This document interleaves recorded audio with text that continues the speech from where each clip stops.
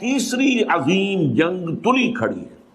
کچھ پتہ نہیں کہ یہ جو معاملہ شروع ہوا ہے اور جو ہو رہا ہے رفتہ رفتہ بڑھے گا. یہ لبنان کا معاملہ ہے, لبنان سے آگے جا کر یہ شام کا سیریا کا معاملہ ہو جائے. تو تیسری عالمگیر جنگ جو ہے, فرق کیا ہوگا کہ پہلی دو جنگیں یورپ میں لڑی گئی اور انہوں نے طے کر لیا تھا اب کوئی عالمی جنگ ہم نہیں لڑیں گے. ہم نے بہت خون دے دیا, 10 کروڑ آدمی دے دیا. ان 10 میں سے آپ کو معلوم ہے 60 لاکھ تو یہودی تھے, 60 ملین میں سے 6 ملین یہودی تھے. جس دوسری ورلڈ وار ہے اس کے دوران جرمنوں نے جنہیں قتل کیا, ختم کیا. لیکن اب جنگ لڑی جائے گی مڈل ایسٹ میں. مڈل ایسٹ کا نقشہ بدلا جا رہا ہے, کہا جا رہا ہے. یہ تو اب ایک عام لفظ ہے سب کی زبان پر. مڈل ایسٹ کا نقشہ تبدیل کرنا ہے. مڈل ایسٹ کا نقشہ تبدیل مطلب کیا ہے اس کا؟ مطلب یہ ہے کہ یہاں گریٹر اسرائیل بن رہا ہے. یہ ملکوں کی سرحدیں ختم ہو جائیں گی. کیا ہے لبنان اور شام, یہ پہلے ایک ہی ملک ہوتے تھے, بلکہ جارڈن بھی انہی میں شامل تھا. بعد یہ تو شام ہے, یہ شام کا صحرا, یہ سارا فلسطین, اسرائیل, لبنان اور جارڈن اور سیریا, یہ سب ایک ملک تھے, گریٹر سیریا. یہ تو پچھلی جو صدی کی پہلی جنگ عظیم تھی, اس کے بعد بندر بانٹ کی گئی ہے, مختلف ممالک بنا دیے گئے, یہ انگریزوں کا, یہ فرانسیسیوں کا, یہ فلاں کا, یہ فلاں کا. بہرحال اب انہوں نے بنانا ہے یہ ساری لکیریں ہٹا کر پورا عراق, اس پر تو قبضہ ہو ہی گیا تقریباً. جب جو ہے امریکہ نے ختم کیا تھا صدام کی حکومت کو اور فتح حاصل ہوئی تھی, شیرون نے صاف کر دیا تھا ان قریب عراق پر ہمارا قبضہ ہوگا. اور اس سے پہلے وہ کہتے تھے ہمارا گریٹر اسرائیل جو ہے دریائے فرات تک ہوگا. لیکن اب انہوں نے کہا نہیں, یہ تو دریائے دجلہ تک جائے گا, ٹائگرس تک, ناٹ یوفریٹس بٹ ٹائگرس. تاکہ عراق کا جتنا بھی علاقہ زرخیز ہے, دو آبا ہے نا, ایک دریائے فرات آ رہا ہے اور دوسرا دریا جو ہے دریائے دجلہ آ رہا ہے, اس کے درمیان جو دو آبا ہے انتہائی زرخیز, وہ سارا ہمارے پاس ہے. تو سوچنے کی بات یہ ہے کہ کیا نوع انسانی کی آخری تقدیر یہی ہے؟ نہیں, ایسا نہیں. آج میں اس منفی پہلو کے بجائے آپ کے سامنے مثبت پہلو رکھ رہا ہوں, صرف اس فرق کے ساتھ کہ ابھی ذرا دور ہے, ابھی اس کے لیے قربانیاں دینی ہوگی, ابھی اس کے لیے محنتیں کرنی ہوں گی, ابھی اللہ تعالیٰ کی سزا جو ہے اس میں اور سختی اور شدت آئے گی. میں چاہتا ہوں کہ جو کچھ مجھے نظر آ رہا ہے وہ آپ کو دکھاؤں. مجھے اقبال نے کہا دیکھا ہے جو کچھ میں نے اوروں کو بھی دکھلا دے. یہ ظاہر بات ہے کہ ایک انسان جو ہے جو غور کرتا ہے, سوچتا ہے, اور جیسے کہ اقبال نے کہا تھا سرما ہے میری آنکھ کا خاک مدینہ و نجف, میں نے ذرا اس میں ترمیم کی ہے, آپ کے علم میں ہوگا کہ سرما ہے میری آنکھ کا خاک حجاز و حول قدس. مدینہ اور نجف تو ایک ہی شے ہے. حضرت علی اور حضور کے مابین کیا فرق ہے؟ حضور نے خود فرمایا انا مدینۃ العلم وعلی بابھا, وہ تو ایک شے ہے. لہذا مدینہ اور نجف جو ہے اس کو دو جگہ کرنا ٹھیک نہیں ہے. ہاں, حجاز جہاں قرآن نازل ہوا, اور حول قدس جہاں سینکڑوں انبیاء دفن ہیں, الذی بارکنا حولہ لنریہ من آیاتنا. جو اولڈ ٹیسٹمنٹ ہے, جو نیو ٹیسٹمنٹ ہے, بائبل ہے, اس سب کا تعلق کس سے ہے؟ حول قدس سے. تو ان دونوں کے ذریعے سے جو باتیں میں نے دیکھی ہیں میں آپ کو دکھانا چاہ رہا ہوں. بہت سے لوگ کہتے ہیں یہ بہت دور کی کوڑی لاتے ہیں, میں کیا کروں, میں تو جو دیکھوں گا وہی دکھاؤں گا, جو مجھے نظر آ رہا ہے وہی آپ کو سجھاؤں گا. بہرحال یہ ہے کہ پوری دنیا میں بالآخر اسلام کا غلبہ ہوگا. عالمی سطح پر خلافت علی منہاج النبوت قائم ہو کر رہے گی اور پوری دنیا میں امن و امان ہوگا, خوشحالی ہوگی. بڑی طویل حدیث ایک موجود ہے کہ اس کے بعد یہ ہوگا جنگ ختم ہو جائے گی, خونریزی ختم ہو جائے گی, امن و امان ہوگا, خوشحالی اتنی ہوگی کہ زمین اپنے سارے خزانے اگل دے گی, آسمان اپنی ساری برکتیں نازل کر دے گا. یہ دور آنا ہے, عالمی غلبہ اسلام اور اللہ کے دین کا غلبہ اور خلافت علی منہاج النبوت کا قیام. اب اگلی بات, لیکن ظاہر بات ہے یہ کام کہیں ایک جگہ سے شروع ہوگا, ایک دم تو عالمی غلبہ پوری دنیا پر نہیں آ جائے گا.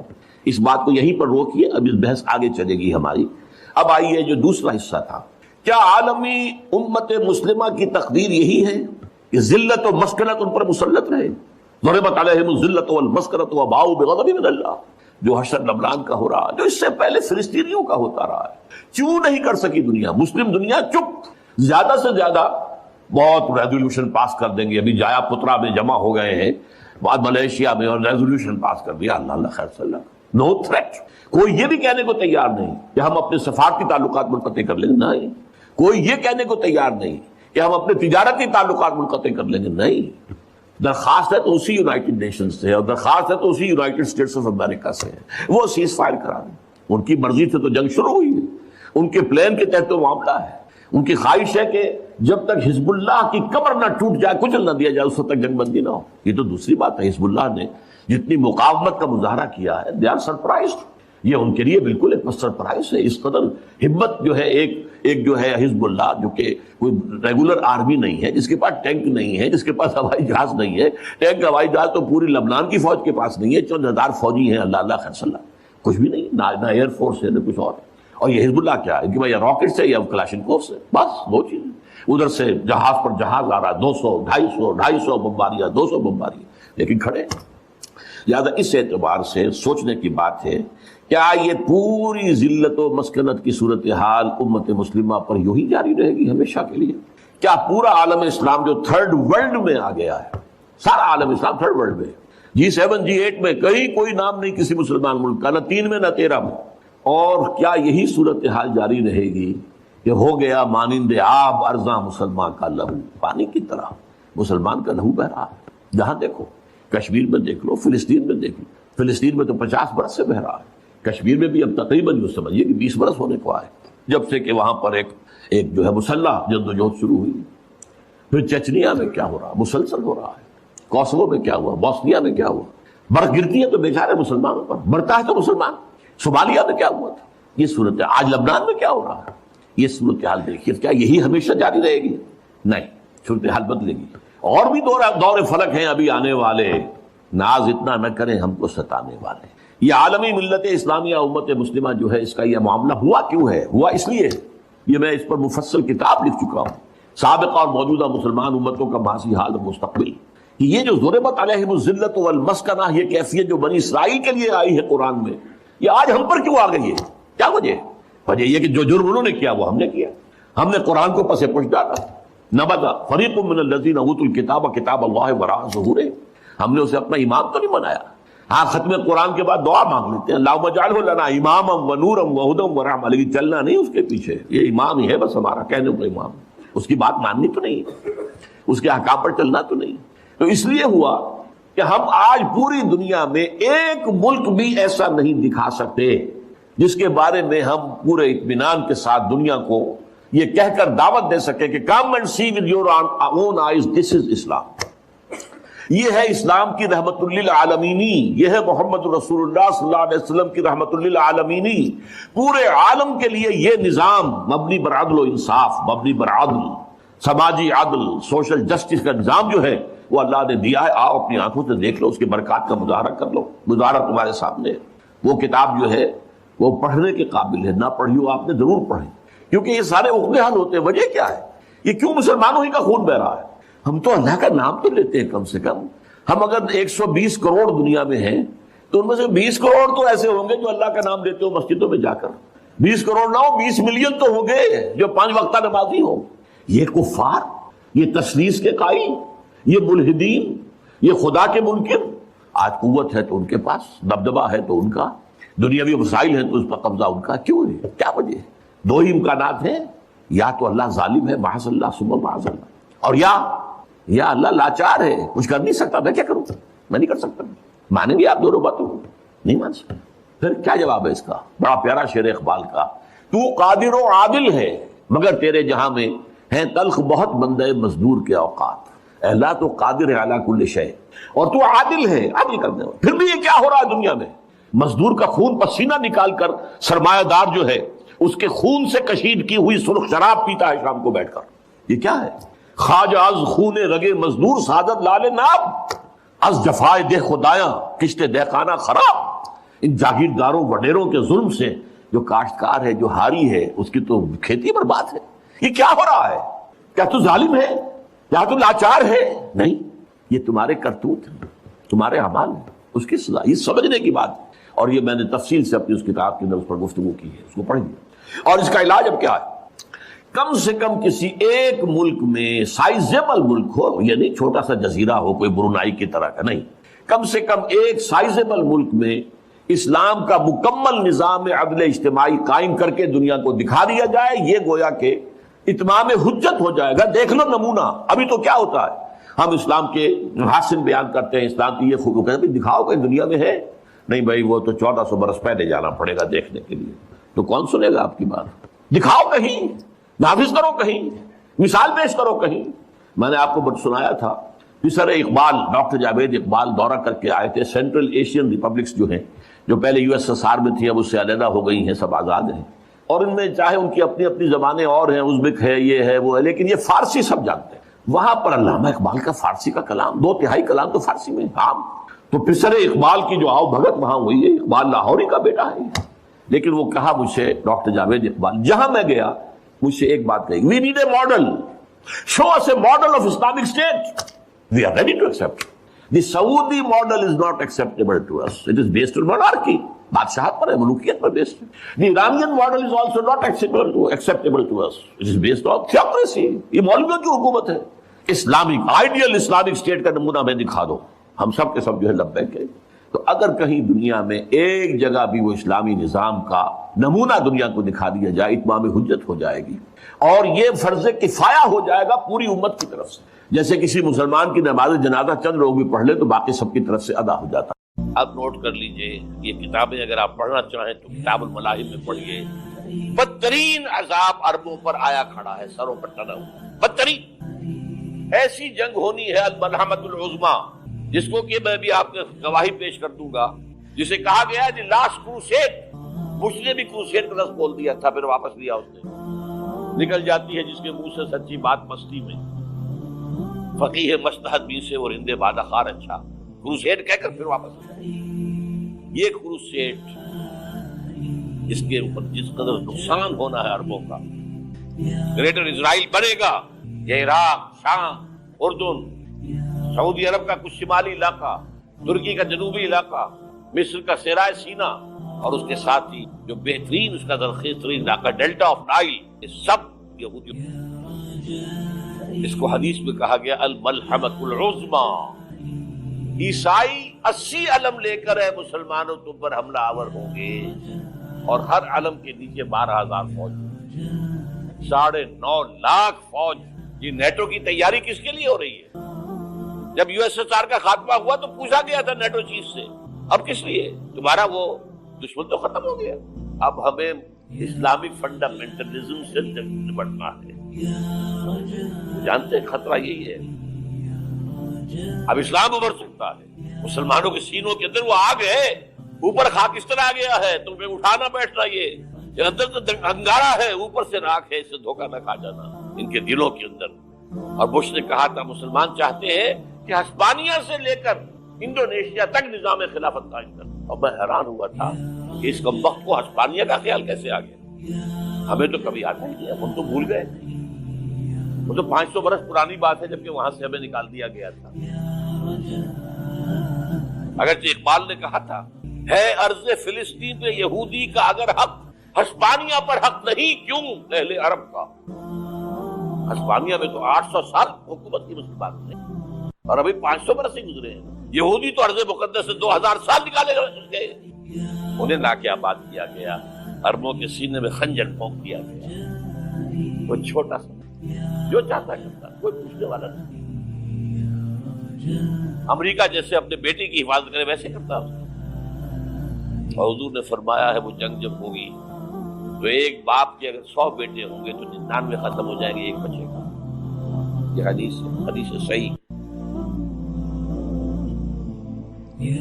اور آپ نے فرمایا ویل للعرب من شر قد اقترب، عربوں کے لیے ہلاکت ہے، عربوں کے لیے بربادی ہے اس شر سے جو قریب آئی۔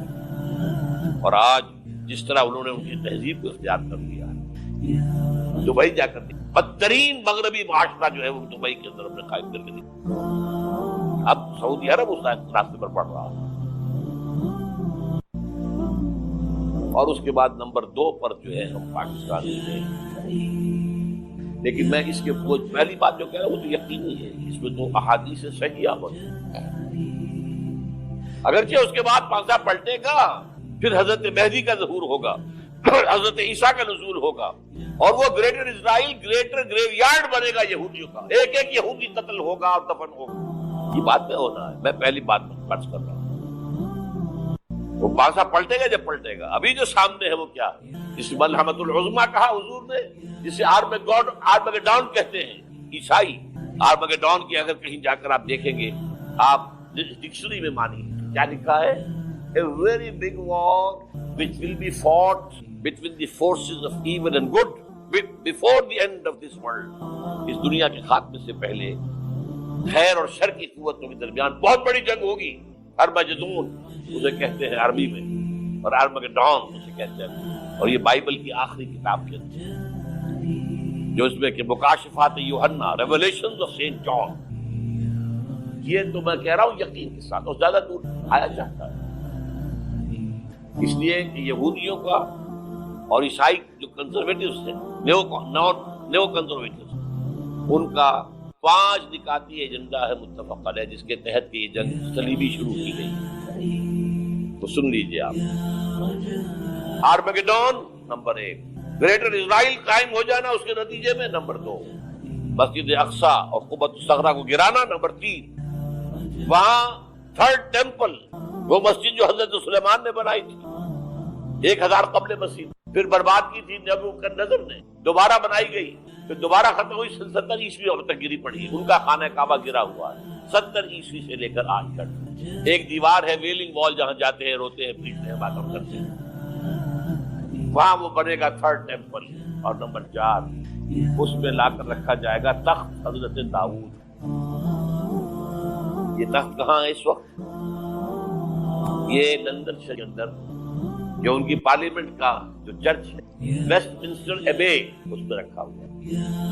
ایک پتھر تھا جس پر بٹھا کر حضرت داؤد کی تاج پوشی ہوئی، پھر حضرت سلیمان کی ہوئی، پھر وہ پتھر رکھ دیا گیا جب حضرت سلیمان نے بنایا ہیکل مسجد اقصی، وہاں رہا وہ. ہر بادشاہ جو تھا یہودی اسی کے اوپر بٹھا کر اس کی تاج پوشی ہوتی. سن 70 میں ٹائٹس نے گرایا اسے ہیکل کو، وہ پتھر لے گیا، وہاں سے روم گیا، روم سے آئرلینڈ گیا، آئرلینڈ سے اسکاٹ لینڈ آیا، اسکاٹ لینڈ سے انگلینڈ آیا، اور اب وہ رکھا ہوا ہے 14ویں صدی سے آج تک. وہ ویسٹ منسٹر ایبے میں رکھا ہوا، ایک کرسی سیٹ میں اسے بنا دیا گیا ہے تخت کی شکل. اب انگریزوں میں کوئی ملکہ ہو، کوئی بادشاہ ہو جس کی بھی تاج پوشی ہوتی ہے، اس میں ہو. یہ لا کر رکھا جائے گا تھرڈ لیول. اور اس پر یہودیوں کے خیال کے مطابق ان کا مسیحا آئے گا جو مسیح دجال. عیسائیوں کے خیال کے مطابق حضرت عیسیٰ آئے گے، وہ ہمارا بھی خیال ہے حضرت عیسیٰ آئے گے علیہ السلام. ہمارا یہ تو بات کی بات ہے. اس وقت جو میں عرض کر رہا ہوں، عربوں پر بہت بڑا عذاب، اور پاکستان کا معاملہ بنتا ہی ہے، میں یقین سے نہیں کہہ سکتا. ہینگنگ ان دی بیلنس، ہو سکتا ہے اللہ تعالیٰ ہم پر رحم فرمائے، ہو سکتا ہے اگرچہ اس کی شرائط ہو. جمل کے مالک اگر بنا لیں موافق اپنا شعار، اب جمن میں آ سکتی ہے پلٹ کر جمن سے روٹھی بہار، اب ہو سکتا ہے. اور یہ بھی ہو سکتا ہے کہ اللہ تعالیٰ نے معجزانہ طور پر ہمیں ملک دیا، ہم نے اللہ سے بدعہدی کی، وعدہ خلافی کی، غداری کی، لہذا سزا دی جائے اور ہم سے یہ ملک چھین لیا. It's just possible. دور نہ سمجھے، انہونی بات نہ سمجھے. جو گھیراؤ ہو رہا ہے آپ کے مغرب میں نیٹو فورسز اور مشرق میں بھارت فورسز، بھارتی فورسز گدھوں کی طرح بیٹھے ہوئے انتظار کر رہے ہیں پاکستان اور ڈسٹیبلائز ہو جائے، یہاں اور بدامنی ہو جائے. اب لاہور میں پھر آج دھماکے ہو گئے. 2 دن پہلے کا دھماکہ میں سہ کے آیا ہوا ہوں آپ کے سامنے. وہ جانے بچی نہیں، جو ہماری اکیڈمی کا حشر ہوا میں آپ کو نہیں بتا سکتا. یہ سارا کیوں ہو رہا ہے؟ تاکہ یہاں بدامنی ہو جائے اور ہمیں جواز مل جائے، مغرب سے نیٹو فورسز داخل ہو جائیں، مشرق سے بھارتی فورسز آ جائیں اور ہمارے ایٹمی دام توڑ کر اور پھر ہمیں بھارت کے سامنے ڈال دیا جائے. نو ڈو ایز یو لائک. یہ ان کا نقشہ ہے. ہوگا کیا؟ وہ اللہ چاہتا ہے. ہوگا وہ جو اللہ چاہے. لیکن اللہ کا چاہنا جو ہے وہ کس پر منحصر ہے؟ یہاں انقلاب برپا کرو، یہاں اسلام لاؤ. اگر دھندوں میں لگے رہو گے تو وہ خود بخود نہیں آ جائے گا. صحابہ نے جانیں دی تھی، کتنی تکلیفیں اٹھائی تھی. 12 برس تک مکی دور کے اندر با نشہ درویشی در ساد و دمادم سن، جو پختہ شبی خدرا پر سلطنت جنگ سن. یوم طائف یاد ہے جو حضرت عائشہ فرماتی ہے کہ میں نے پوچھا تھا حضور سے کہ یوم احد سے زیادہ سختی بھی آپ پر کبھی آئی کہ ایک عالمگیر اسلامی انقلاب آ کر رہے گا جیسے حضور کے دست مبارک سے اور آپ کے حیات طیبہ کے دوران جزیرہ نما عرب میں ایک اسلامی انقلاب آیا. اب اس میں حضور کی طرف سے حدیث سنیے. ایک حدیث ہے، بڑی پیاری حدیث ہے، حضور نے اپنے دور سے لے کر اور قیامت تک 5 ادوار کا ذکر کیا ہے. مجھے یاد نہیں رہا، ہم نے ان حدیثوں کو ایک 4 ورقے کی شکل میں بہت عام کیا ہے، لاکھوں کی تعداد میں شائع کیا ہے. میرا خیال تھا کہ میں لے آؤں گا یہاں بھی آپ کے لیے تحفے کے طور پر، بھول گیا۔ یہ حدیث جو ہماری اتاری ہوئی شریعت کے مطابق فیصلے نہیں کرتے وہی تو کافر ہیں، وہی تو مشرک ہیں، وہی تو فاسق ناہنجار ہیں، باغی۔ اخلاقیات کی بنیاد کیا ہے؟ کیا نیکی اور بدی کی کوئی مستقل اقدار ہے؟ Good and evil are they permanent values? یا جیسے آج کل کی بات ہو گئی ہے، بہت بڑی گمراہی کی بات ہے کہ بہت عام کہی جاتی ہے، nothing is good or evil, only thinking makes it so. نہ کوئی نیکی نیکی ہے، نہ کوئی بدی بدی ہے، یہ تو ہمارے سوچنے کا انداز ہے، کسی کو نیکی کہہ دیتے، کسی کو بدی نہیں۔ یہ مسائل ہیں جن سے روز اول سے فلسفی لوگ ان کے بارے میں غلطاؤں پیش رہے، سوچتے رہے، غور و فکر کرتے رہے۔ وہ سارا سفر جو آدم سے لے کر محمد تک صلی اللہ علیہ وسلم تمام فلسفیوں نے ذہنی سفر طے کیا، وہ حضور کو ان چند دنوں میں غار حرا کی خلوت میں طے کرا دیا گیا، تاکہ انسان نے بحیثیت انسان جو کچھ سوچا وہ آپ کے علم میں آ گیا۔ اس کے بعد اب اقرا بسم ربک الذی خلق، انسانی سوچ تو یہیں تک ہے، اب پڑھو اپنے رب کا نام لے کر جس نے تمہیں علق سے پیدا کیا۔ اور اس کے بعد پھر دو حکم آئے۔ اب یہ غور و فکر کا ایک دور تو ختم ہو گیا، فلسفیانہ غور و فکر تکمیل کو پہنچا، ایک دوسرا شروع ہو گیا۔ اب ایک فکر دامنگیر ہوا، یہ میرے اوپر کتنی بڑی ذمہ داری آ گئی ہے، یہ معاشرہ ٹھیک ہو سکتا ہے، یہاں امکان ہے اصلاح کا۔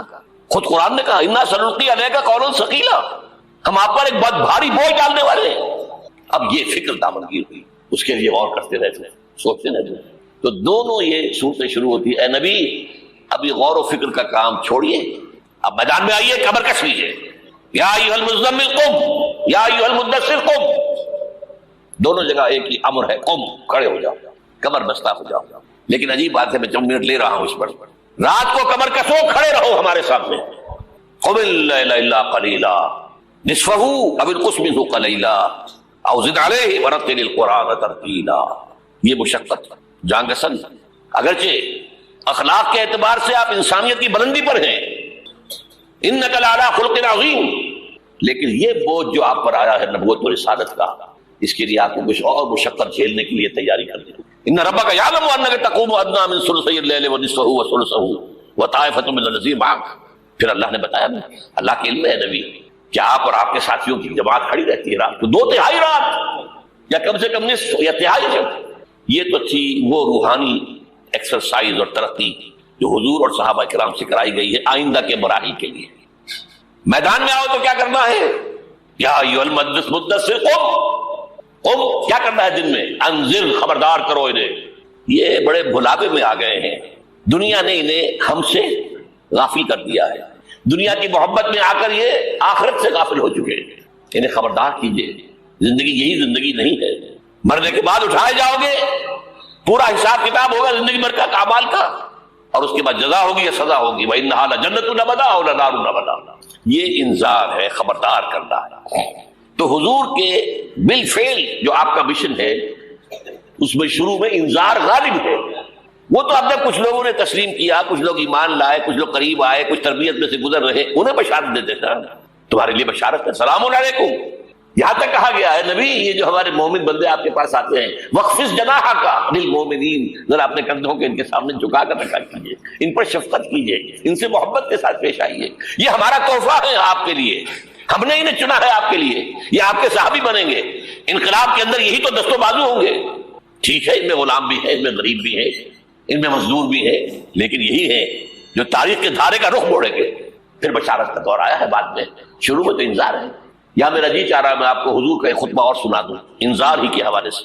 جب آیت آئی کہ اب انذر عشیرتک الاقربین، اے نبی اب اپنے قریب کے رشتہ داروں کو خبردار کیجیے۔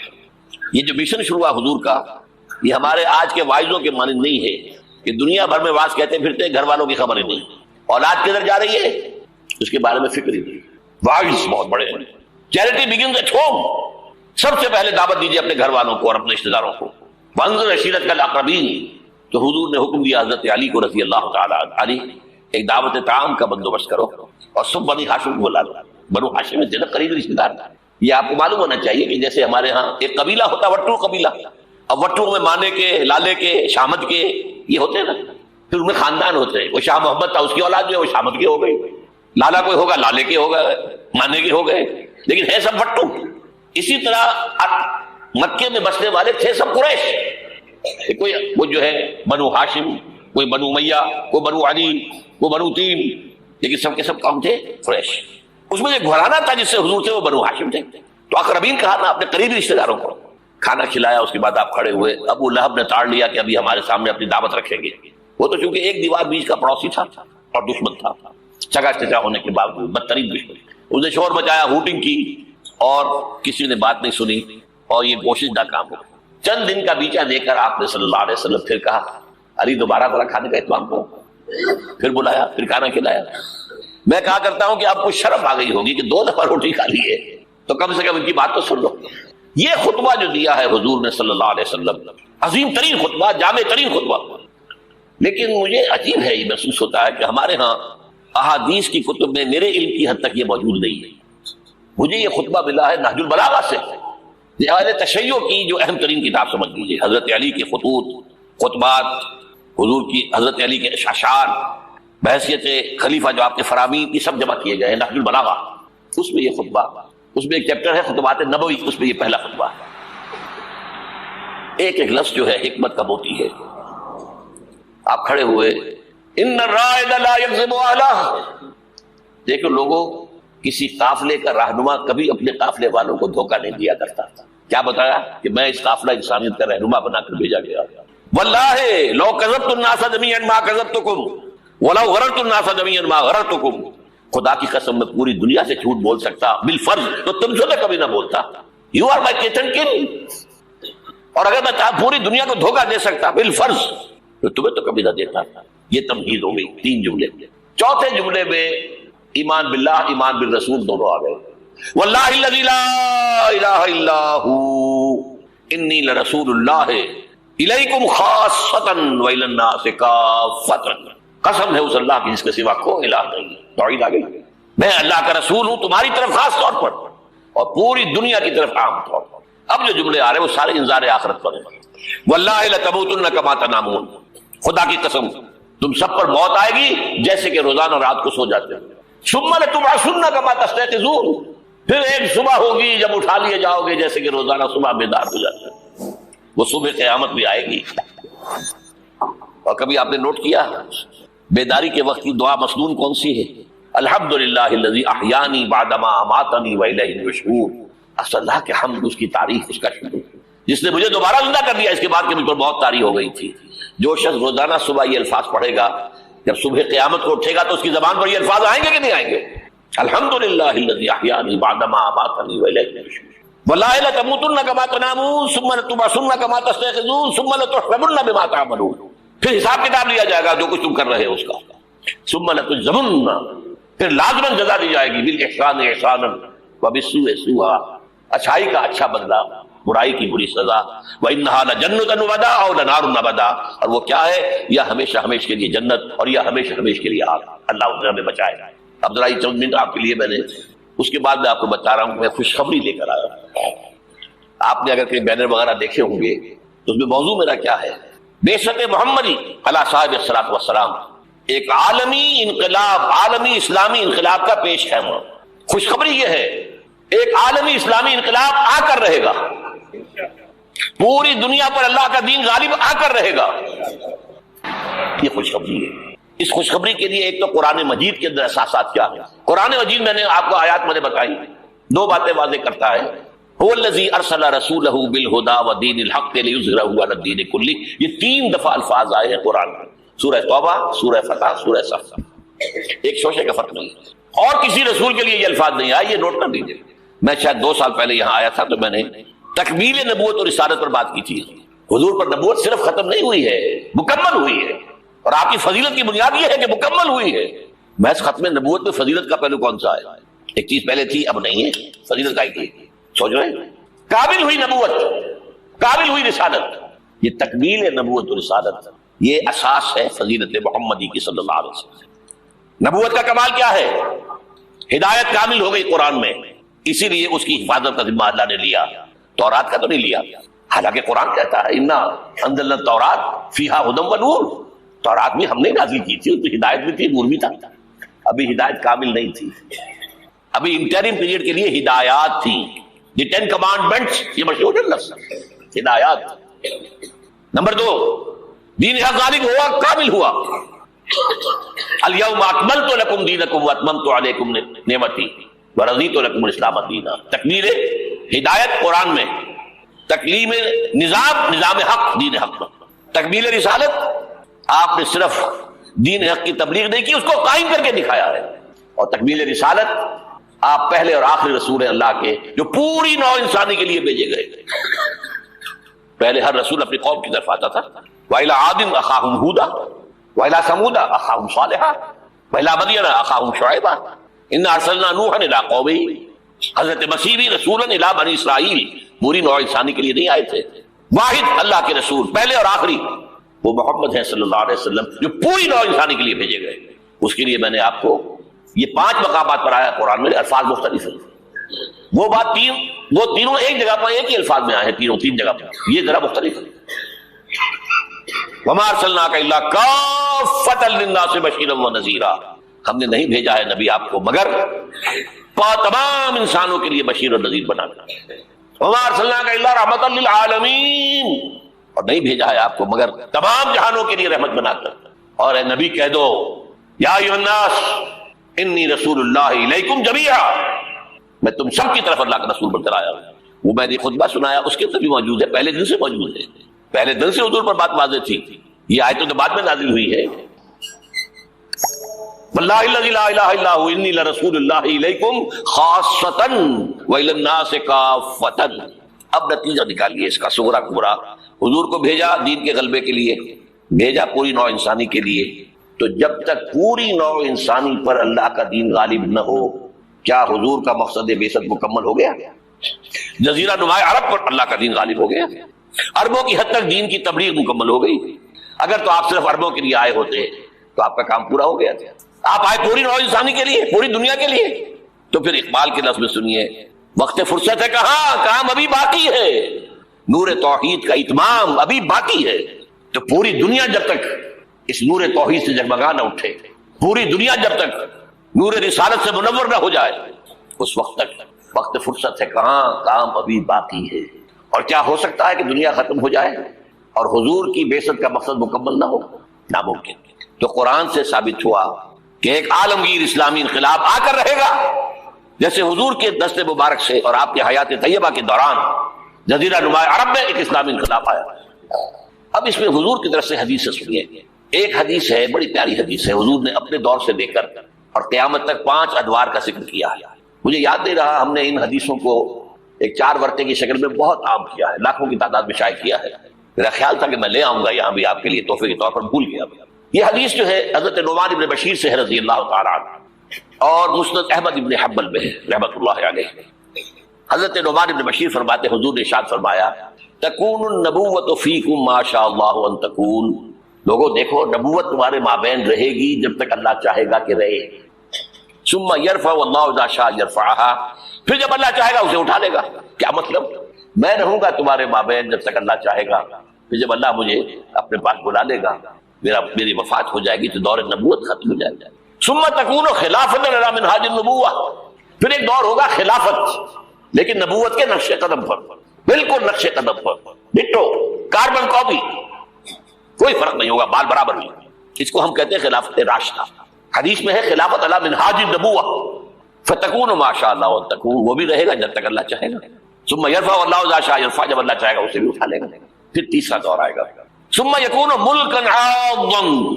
پھر ایک کاٹ کھانے والی ملوکیت کا دور آئے گا. بادشاہت، ملوکیت کاٹ کھانے والی ظالم. یہ دور ملوکیت ہے. بنو امیہ، بنو عباس، یہ خلفاء نہیں تھے، بادشاہ تھے. یہ ملوکیت تھی. واقعہ کربلا کب ہوا؟ انہی کے دور میں ہوا. واقعہ ہررا کب ہوا؟ انہی کے دور میں ہوا. 3 دن تک مدینے کو مباح کر دیا گیا فوجیوں پر. لوٹو جس کو چاہو، ریپ کرو جسے چاہو، مدینہ. یہ ہماری تاریخ کے واقعات ہیں. پھر سینکڑوں تابعین کو شہید کیا حجاج بن یوسف نے. یہ ہماری تاریخ ہے کہ نہیں؟ حضور خبر دے رہے ہیں ملکن عاضا، کاٹنے والی کٹکھنی ملوکیت کا دور آئے گا. فرمایا یہ بھی رہے گا جب تک اللہ چاہے گا. پھر اللہ جب چاہے گا یہ دور بھی ختم ہو جائے گا. ثم تکون ملکن جبریا. پھر ایک اور بادشاہت ہوگی جس میں غلامی ہوگی. کیا مطلب؟ یہ پہلی ملوکیت مسلمانوں کی تو تھی، کلمہ گو تو تھے، جھوٹے تھے یا سچے تھے، کلمہ گو تو تھے. اچھا برے بھی تھے تو اچھے بھی تھے، بہت اچھے اچھے لوگ بھی پیدا ہوئے. بادشاہوں میں بھی جو مثالیں مسلمان بادشاہوں کی ہیں اچھے لوگوں کی آپ کو دنیا میں نہیں ملیں گی. لیکن اس کے بعد کون سا دور آیا؟ ہماری اب ملکہ کون تھی؟ ملکہ وکٹوریا. اب یہ ملوکیت جمع غلامی، کہیں پر برطانیہ، کہیں پر فرانس، کہیں پر اٹلی، کہیں پر اسپین، پورا عالم اسلام، کولونیلزم جسے آپ کہتے ہیں، یورپی استعمار جسے آپ کہتے ہیں، ملکن جبرین. لیکن جو خوشخبری ہے وہ کیا ہے؟ ثم تکون خلافت علی منہاج النبوہ، پھر اس کے بعد دور آئے گا خلافت علی منہاج النبوت کا. یہ خوشخبری ہے. آج تاریخ کا قافلہ کہاں کھڑا ہے نوٹ کر لیجئے. وہ ملکن جبرین براہ راست ختم ہو چکی ہے. انگریز گیا، فرانسیسی گئے، ولندیزی گئے، ڈچ گئے، اسپینیئرز گئے، اطالوی گئے، سب گئے. عالم اسلام آزاد ہو گیا نا. لیکن بائی پراکسی انہی کی حکومت جاری ہے ابھی. انہی کے ذہنی غلام، انہی کے تہذیبی شاگرد، انہی کے غلام، انہی کے ایجنٹ آج پورے عالم اسلام پر حکمران. صرف یہ کہ پہلے وہ براہ راست حکومت کر رہے تھے، اب بائی پراکسی کر رہے ہیں. اپنے دور میں تعلیم دے کر ایسے لوگ پیدا کر گئے جن کی چمڑیاں تو کالی رہ گئی، اندر سے یورپین ہو گئے. اور بیکاروں نے یہی کہا تھا ہم جو نظام تعلیم یہاں بنا رہے ہیں اس کے نتیجے میں ہندوستان کے لوگوں کی چمڑی کی رنگت تو نہیں بدلے گی لیکن اندر سے وہ بالکل بدل جائے گا. انہی کے غلام ہیں، انہی کی تہذیب، انہی کی عریانی، انہی کی بے حیائی، انہی کی بے شرمی. یہ دور انٹرم پیریڈ ہے. چوتھا دور ختم ہوا ہے، پانچواں آیا نہیں ہے. لیکن پانچواں زیادہ دور نہیں ہے، یہ دور آئے گا. پہلی بات تو یہ کہ آئے گا، اس میں نے قرآن سے بھی ثابت کر دیا، حدیث سے بھی ثابت کر دیا. اس میں جو شک کرے میرے نزدیک اس کے ایمان میں شک ہے. اچھا اب جب آئے گا تو کس شان سے آئے گا؟ اب جب آئے گا گلوبل ہوگا. ویسے بھی اب دنیا گلوبلائز ہو چکی ہے. آج تو آپ کہتے ہیں دنیا کیا ہے؟ It's a global village. اب جو نظام بھی آؤگا گلوبل ہوگا. اب اس میں دو حدیثیں آپ سن لیجئے. اب جب خلافت علی منہاج النبوت آئے گی تو وہ کسی ایک علاقے کے اندر محدود نہیں ہوگی. حضرت ثوبان رضی اللہ تعالیٰ عنہ حضور کے ایک غلام تھے جنہیں آپ نے آزاد کر دیا تھا. انہیں عربی میں کہتے ہیں مولا. ان ثوبان مولا رسول اللہ صلی اللہ علیہ وسلم. انہی کے ذہنی غلام، انہی کے تہذیبی شاگرد، انہی کے غلام، انہی کے ایجنٹ آج پورے عالم اسلام پر حکمران. صرف یہ کہ پہلے وہ براہ راست حکومت کر رہے تھے، اب بائی پراکسی کر رہے ہیں. اپنے دور میں تعلیم دے کر ایسے لوگ پیدا کر گئے جن کی چمڑیاں تو کالی رہ گئی، اندر سے یورپین ہو گئے. اور بیکاروں نے یہی کہا تھا ہم جو نظام تعلیم یہاں بنا رہے ہیں اس کے نتیجے میں ہندوستان کے لوگوں کی چمڑی کی رنگت تو نہیں بدلے گی لیکن اندر سے وہ بالکل بدل جائے گا. انہی کے غلام ہیں، انہی کی تہذیب، انہی کی عریانی، انہی کی بے حیائی، انہی کی بے شرمی. یہ دور انٹرم پیریڈ ہے. چوتھا دور ختم ہوا ہے، پانچواں آیا نہیں ہے. لیکن پانچواں زیادہ دور نہیں ہے، یہ دور آئے گا. پہلی بات تو یہ کہ آئے گا. اس میں نے قرآن سے بھی ثابت کر دیا، حدیث سے بھی ثابت کر دیا. اس میں جو شک کرے میرے نزدیک اس کے ایمان میں شک ہے. اچھا اب جب آئے گا تو کس شان سے آئے گا؟ اب جب آئے گا گلوبل ہوگا. ویسے بھی اب دنیا گلوبلائز ہو چکی ہے. آج تو آپ کہتے ہیں دنیا کیا ہے؟ It's a global village. اب جو نظام بھی آؤگا گلوبل ہوگا. اب اس میں دو حدیثیں آپ سن لیجئے. اب جب خلافت علی منہاج النبوت آئے گی تو وہ کسی ایک علاقے کے اندر محدود نہیں ہوگی. حضرت ثوبان رضی اللہ تعالیٰ عنہ حضور کے ایک غلام تھے جنہیں آپ نے آزاد کر دیا تھا. انہیں عربی میں کہتے ہیں مولا. ان ثوبان مولا رسول اللہ صلی اللہ علیہ وسلم. یہ مولا کا لفظ عجیب ہے. آقا بھی مولا ہوتا ہے، غلام آزاد ہو جائے وہ مولا ہے. عالی موالی جو بنا ہے لفظ. بہرحال ان ثوبان مولا رسول اللہ صلی اللہ علیہ وسلم. قال حضور نے فرمایا صلی اللہ علیہ وسلم، قال النبی صلی اللہ علیہ وسلم ان اللہ زوالی الارض، اللہ نے میرے لیے ساری زمین کو لپیٹ دیا. فرائے تو مشارقہا و مغاربہا، میں نے سارے مشرق دیکھ لیے، سارے مغرب دیکھ لیے. اب اس کو نہ سوچیے کیسے دیکھ لیے ہوں گے، زمین تو گول ہے، لپٹی کیسے ہوگی.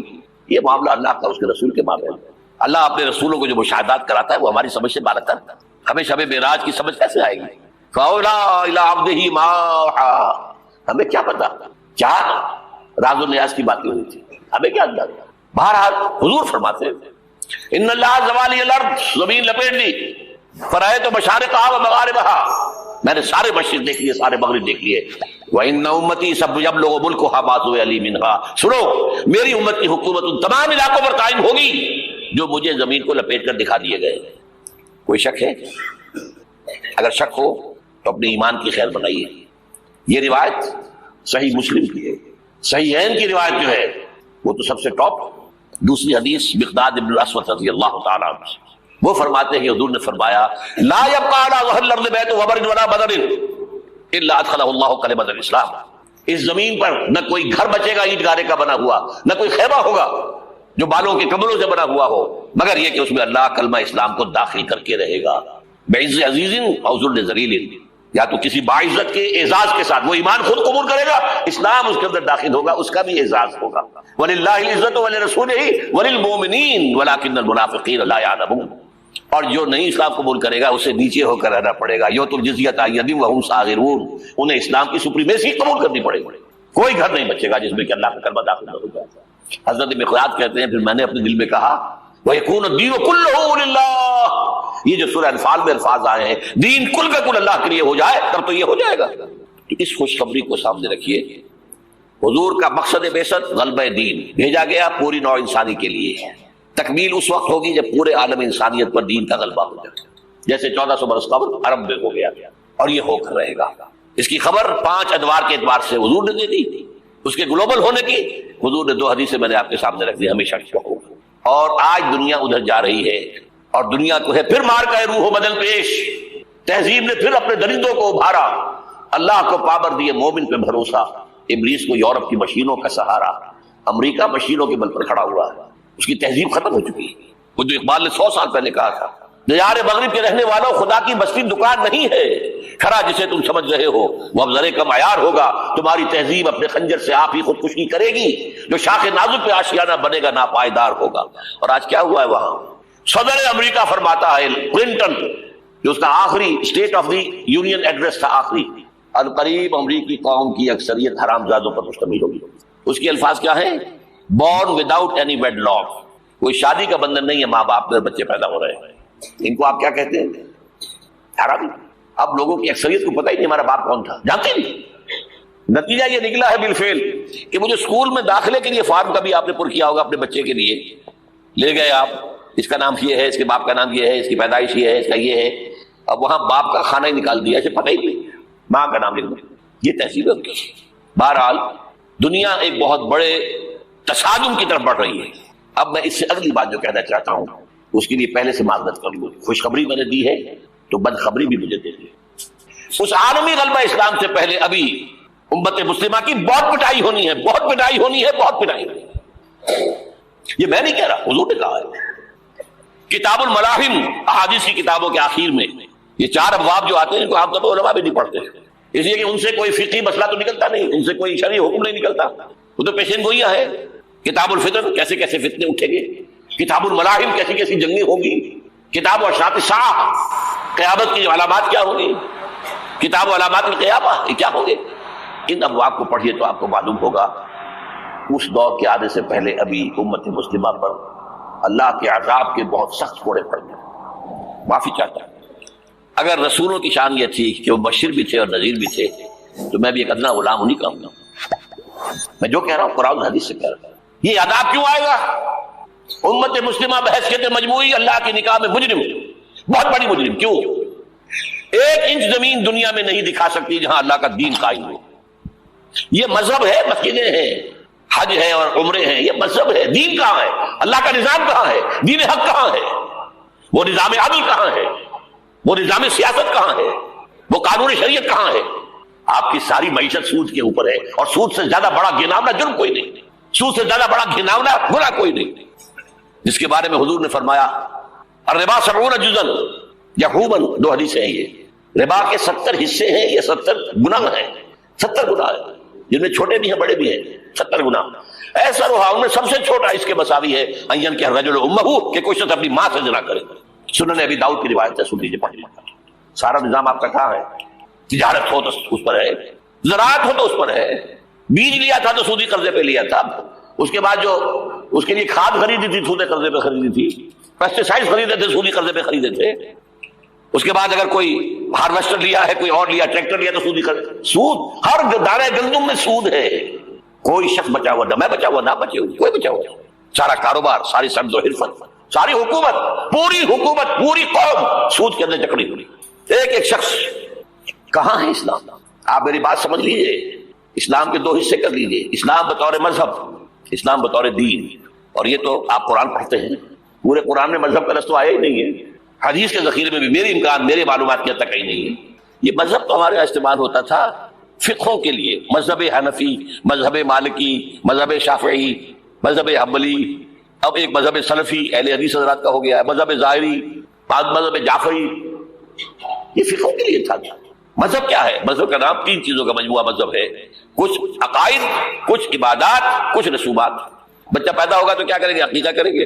کوئی فوت ہوگا تو کیا کریں گے؟ جنازہ پڑھائیں گے، کفن دفن کریں گے۔ شادی ہوگی تو کیا کریں گے؟ ایجاب و قبول ہوگا، ولیمہ ہوگا۔ یہ رسومات ہے۔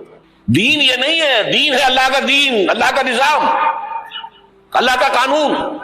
وَمَن لَّمْ يَحْكُم بِمَا أَنزَلَ اللَّهُ فَأُولَٰئِكَ هُمُ الْكَافِرُونَ۔ جو اللہ کی اتاری ہوئی شریعت کے مطابق فیصلے نہ کرے وہی تو کافر ہے۔ میں اور آپ کون ہیں؟ برا نہ مانیے، فیس دی فیکٹس۔ اور یہ فتویٰ کس کا ہے؟ اللہ کا ہے۔ وَمَن لَّمْ يَحْكُم بِمَا أَنزَلَ اللَّهُ فَأُولَٰئِكَ هُمُ الْكَافِرُونَ وَمَن لَّمْ يَحْكُم بِمَا أَنزَلَ اللَّهُ فَأُولَٰئِكَ هُمُ الظَّالِمُونَ وَمَن لَّمْ يَحْكُم بِمَا أَنزَلَ اللَّهُ فَأُولَٰئِكَ هُمُ الْفَاسِقُونَ۔ 3 فتوے ہیں اس مفتی اعظم کے، جو ہماری اتاری ہوئی شریعت کے مطابق فیصلے نہیں کرتے وہی تو کافر ہیں، وہی تو مشرک ہیں، وہی تو فاسق ناہنجار ہیں، باغی۔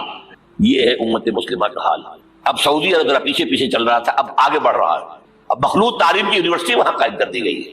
شاہ عبداللہ صاحب جو ہے بش سے NOC لے کر آئے ہیں تو اسے بادشاہ مانا گیا ہے۔ امریکہ کے غلام بکے ہوئے، سولڈ۔ اور وہی کیا سب سارے کے سارے ہمارا وہ شخص خبیث جو ہمیں اس جنگ میں امریکہ کا جو ہے اعلی کار بنا کر دفاع ہو گیا یہاں سے، اور اس کے نتیجے میں آج ہمارے ہاں ساری بدامنی ہے۔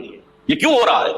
جنگ تو امریکہ کی ہے، آج ہمیں بابر کرا دیا گیا ہماری جنگ ہے۔ یہ امریکہ کی سب سے بڑی کامیابی ہے۔ ہماری جنگ کیسے ہے بھائی؟ یہ جنگ 2001 میں شروع ہوئی تھی، سب سے پہلے حملہ افغانستان میں کیا گیا تھا۔ ہم سے مدد مانگی تھی کہ ہماری مدد نہیں کرو گے تو ہمارے دشمن ہو۔ تو جنگ ان کی تھی کہ ہماری تھی؟ ہماری جنگ ہوتی تو ہم مدد مانگتے کسی سے۔ نہ کوئی جرم ثابت تھا اسامہ کا، نہ کوئی جرم ثابت تھا طالبان کا۔ جرم ایک ہی ہوا تھا کہ کچھ شریعت محمدی نمایاں ہو رہی تھی، اس کی برکات کا ظہور ہو رہا تھا۔ 90% عراق کے اندر امن قائم ہو گیا۔ یہ بات کہی اقبال نے 1936 میں، ان کی آخری نظموں میں سے ہے، ابلیس کی وجہ سے شورا۔ اس میں ابلیس کہتا ہے کہ نہ مجھے جمہوریت سے کوئی ڈر ہے، میرا اپنا بنایا ہوا نظام ہے، وہی شیطانی نظام ہے۔ یہ ہم نے خود شاہی کو پہنایا جمہوری لباس، جب ذرا آدم ہوا ہے خود شناس و خود نگر۔ نہ اشتراکیت سے مجھے کوئی ڈر ہے، کب ڈرا سکتے ہیں مجھ کو اشتراکی کوچا گرد؟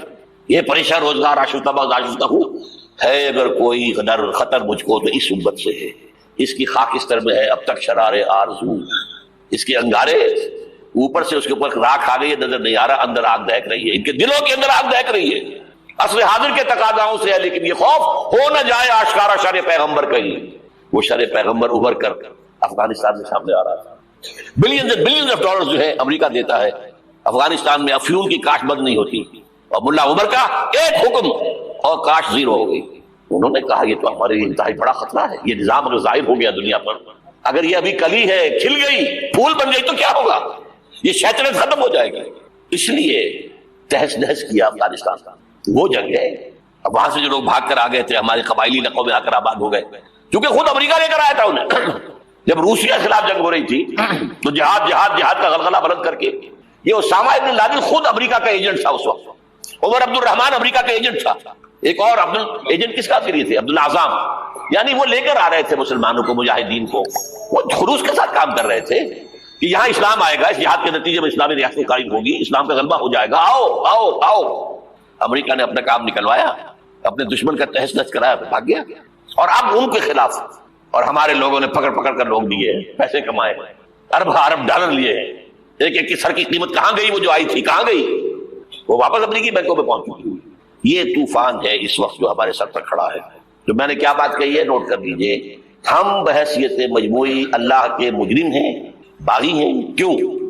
ہم نے کلونیلزم سے آزاد ہونے کے بعد، جب تک انگریز تھا ہم کہتے تھے ہم کیا کریں، ہم تو مجبور ہیں۔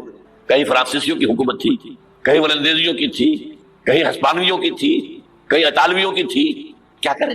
جب وہ سارا پردہ ہٹا دیا، کسی ملک نے قرآن کو اپنا امام نہیں بنایا، اللہ کی طرف رخ نہیں کیا۔ کسی نے رخ کیا ماسکو کی طرف، جمال عبد الناصر ہو، یا وہ جو شام کا ہوتا تھا حافظ الاسد، ان کا کدھر تھا قبلہ؟ ماسکو، اور یا باقی سب کا واشنگٹن۔ ہم مجرم ہیں۔ اب ان مجرموں میں بھی ایک ذرا تجزیہ کرنا پڑے گا، کون زیادہ بڑا مجرم ہے۔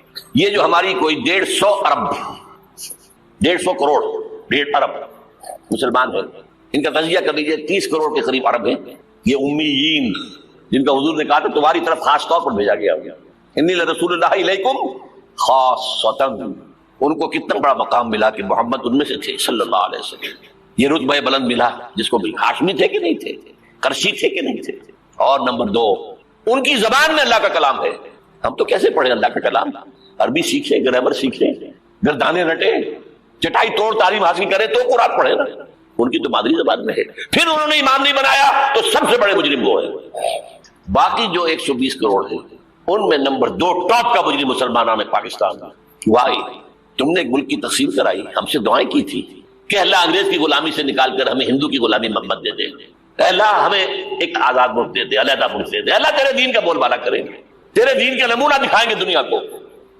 یہ علامہ اقبال کا خواب تھا جو 1930 میں انہوں نے دیکھا تھا. ایک تو یہ کہ ہندوستان کے شمال مغرب میں ایک آزاد اسلامی ریاست قائم ہوگی، آزاد مسلمان ریاست. وہ تو 17 سال کے بعد ہو گئی، 37 کا خطبہ تھا، 47 میں قائم ہو گئی. دوسرے یہ کہ اگر ایسا ہو گیا تو ہمیں موقع مل جائے گا کہ اسلام کے